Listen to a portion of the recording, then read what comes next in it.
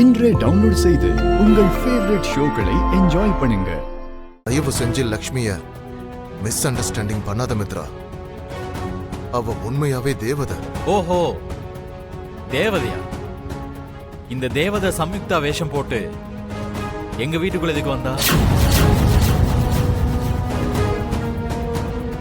அவ லக்ஷ்மிங்கிற விஷயத்தை எதுக்காக என்கிட்ட இருந்து மறைச்சா?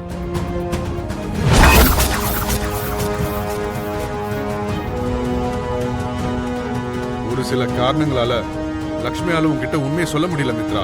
அது என்ன காரணம் டாட்? உங்களுக்கு தெரிஞ்ச உண்மை ஏன் என்கிட்ட சொல்லாம மறைச்சா?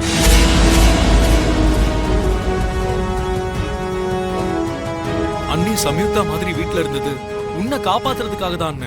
இதை தவிர வேற எந்த காரணமும் இல்ல. அப்படி அவ என்னத்தை காப்பாத்திட்டா? அன்னைக்கு மித்ராவை கிட்னாப் பண்ணது கூட நிச்சயம் இவ்வளவுதான் இருக்கும்.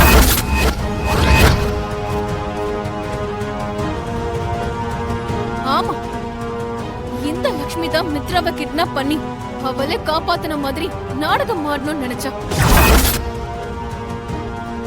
ஆனா அவளுக்கு முன்னாடி நாங்க போனதுனால மித்ராவை காப்பாத்த முடிஞ்சது.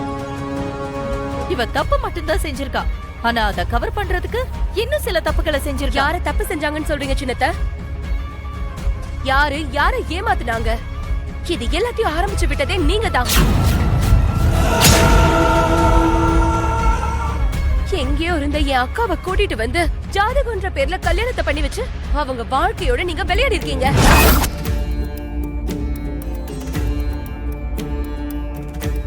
அவங்க வாழ்க்கையவே நீங்க நரகமாக்கி இருக்கீங்க.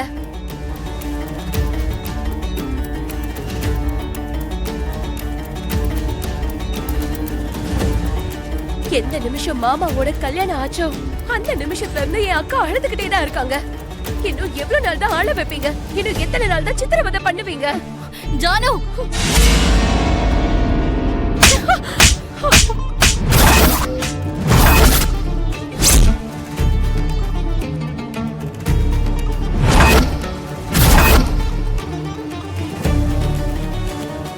உனக்கு எதுக்கு இதெல்லாம்? ஒழுங்கா பின்னாடி போ. பேச வேண்டிய நீயும் பேச மாட்ட, எங்களையும் நீ பேச விட மாட்டேங்கிற. என்ன நடந்ததுன்னு மித்ராக்கு தெரியணும்ல.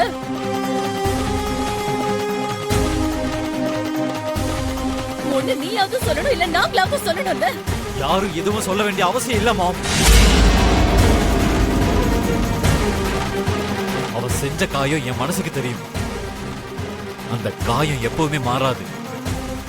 லக்ஷ்மி எதுக்காக அப்படி செஞ்சான்னு ஒரு தடவை நீ கேளு மித்ரா. தப்பு செஞ்ச ஒவ்வொருத்தங்களும் தான் செஞ்சது தப்பு இல்லைன்னு சொல்லி காரணத்தை சொல்லுவாங்க. அதை நான் கேட்கறதுக்கு விரும்பல.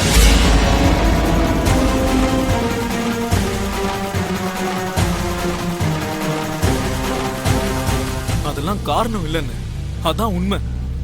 இவ்வளவு பொய்களுக்கு நடுவுல நீங்க சொல்ற எந்த ஒரு உண்மையும் நான் நம்ப மாட்டேன் விவேக். அவ என்னை ஏமாத்திருக்கா, அதுதான் உண்மை.